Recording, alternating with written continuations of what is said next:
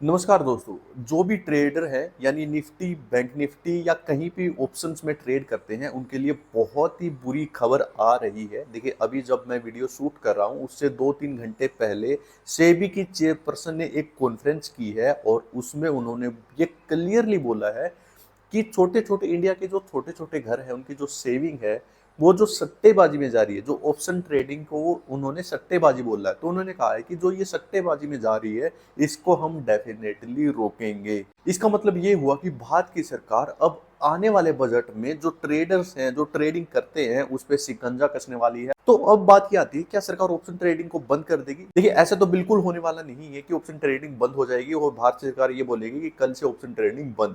वो इसलिए नहीं होगा क्योंकि जो स्टॉक मार्केट है उसमें जो लॉन्ग टर्म इन्वेस्टर हैं या जो इन्वेस्ट करते हैं, वो ऑप्शंस को अपने हेज के तौर पर, उनको ज्यादा नुकसान ना हो उसके तौर पर उसको यूज करते हैं और ये इंस्ट्रूमेंट देना सरकार के लिए मजबूरी है। तो इसीलिए भारत सरकार कभी ये नहीं खुद से कहेगी कि ऑप्शन ट्रेडिंग बिल्कुल बंद हो जाएगी, लेकिन सरकार इस बजट में कुछ ऐसा करने वाली है कि जो ये सट्टेबाजी हो रही है ऑप्शन ट्रेडिंग में, जो चेयरपर्सन ने बोला है, वो जरूर रुक जाएगी। देखिए, सरकार क्या करने वाली है। जैसा कि आपको पता है कि 2020 के बाद जब से ये ऑप्शन ट्रेडिंग में बहुत सारे नए नए लोग आए हैं, उसके बाद से सेबी ने ये एक रिपोर्ट जारी की थी और उसी का हवाला देते हुए चेयरपर्सन ने जो आज की प्रेस कॉन्फ्रेंस की है, उसमें भी उन्होंने उसी का हवाला दिया। उन्होंने बताया कि जो 10 में से 9 ट्रेडर्स हैं वो लॉस में है और 10 में से जो एक प्रॉफिट में भी है, उसका बहुत सारा प्रॉफिट का हिस्सा, लगभग लगभग 50% हिस्सा उसका चार्जेज में जा रहा है। मान लीजिए कोई वो ट्रेडर 100 रुपए कमा रहा है, तो उसमें से लगभग 50 रुपए उसके चार्जेज जैसे कि जीएसटी, ब्रोकरेज या स्टैंप ड्यूटी, इनमें जा रहा है।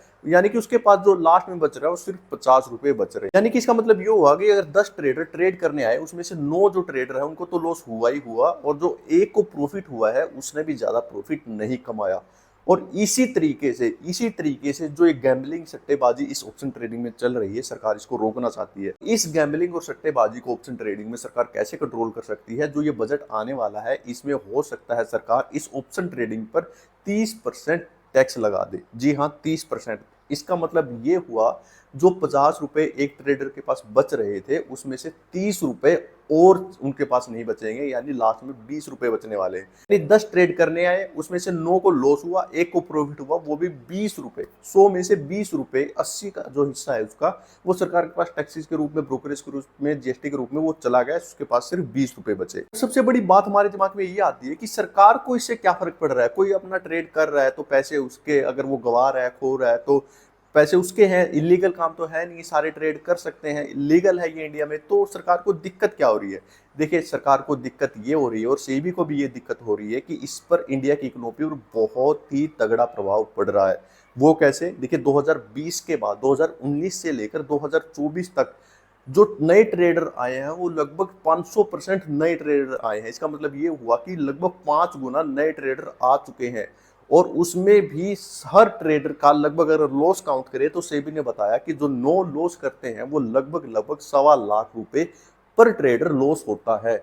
इसका मतलब ये हुआ कि जितनी भी सेविंग्स थी, जो इंडिया की सेविंग्स थी, जो बैंकों में जाती थी, पोस्ट ऑफिस में जाती थी, एफडीज में होता था, या लॉन्ग टर्म इन्वेस्टमेंट में जाती थी, जो इंडिया के ग्रोथ में काम आती थी, अब वो सारी की सारी जो पूंजी है, जो सारी की सारी मनी है, वो ट्रेडिंग में खराब हो रही है। इसी वजह का, इसी का इम्पैक्ट है कि जितने भी बैंक्स हैं, अभी एक रिपोर्ट आई है, जितने भी बैंक्स हैं उनके पास आज के टाइम पे पिछले पिछले 20 साल में सबसे कम पैसा रह गया है। उसका सबसे बड़ा कारण ये ऑप्शन ट्रेडिंग भी है कि शेयर मार्केट में ज्यादा नए लोग आ रहे हैं और अपना पैसा गंवा रहे हैं। इसी वजह से सरकार इसको कंट्रोल करना चाहती है। आपको ये वीडियो थोड़ी भी अच्छी लगी तो चैनल को लाइक शेयर सब्सक्राइब जरूर कर दीजिए और कमेंट करके जरूर बताइए कि आपका क्या ओपिनियन है इस मामले पर। वीडियो देखने के लिए आपका बहुत बहुत धन्यवाद।